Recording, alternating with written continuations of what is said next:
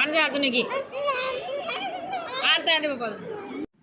Hi friend, माझ्या एका नवीन व्हिडिओमध्ये मी तुमच्या सगळ्यांचं स्वागत करते. तर हा व्हिडिओ भरपूर दिवस झाला म्हणून पण अपलोड करायचा म्हणजे टाईम नव्हता जास्त, त्याच्यावर अपलोड नाही केला. तर आता अपलोड करते. तर मुलांना सुट्टी लागल्यानंतर स्कूलला, तर त्याच्यानंतर आम्ही आलो आहोत फिरायला बाहेर. तर मुलांना बाहेर फिरायचं होतं विवाना मॉलला, तर त्यांना विवाना मॉलला घेऊन आलो. आणि आल्यानंतर पहिलं फक्त ग्राउंडलाच आम्ही आलो.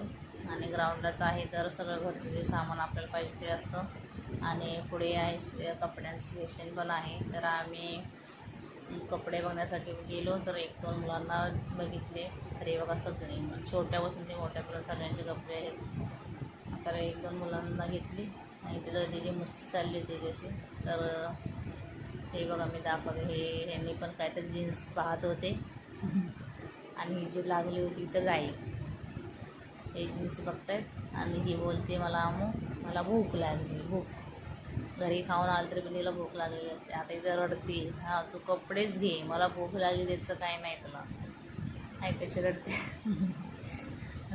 कशी तरी शांत झाली. त्याच्यानंतर बिलिंग करण्यासाठी आम्ही आलो. तर आर्यन आमचं बिलिंग कसं करत तेच बघत बसलं.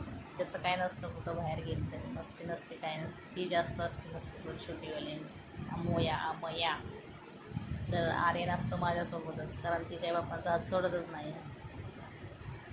आणि ती आता पप्पांच्या पण हात सोडून पप्पांच्या पण पुढे जाते. तिला मी पाठी ओरडते तर मला कशी करते बघा.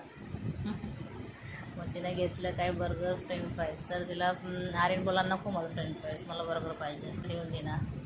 नंतर आर्यनने पप्पाने आणून दिलं. मग खाल्लं दोघांनी नाश्ता वगैरे.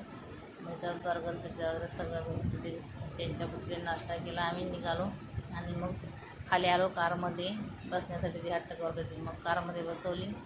100 रुपयाला काय 3 राऊंड होते असे. आणि मोठ्यांना नव्हते, म्हणजे आर्यन कसं आता 9 वर्षाचा आहे ना, त्याला तर नाही, फक्त छोट्यांना तेवढं होतं.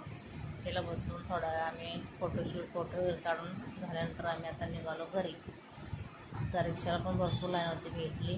आता आम्ही निघालो. तर चला इथंच व्हिडिओ एंड करते. बाय.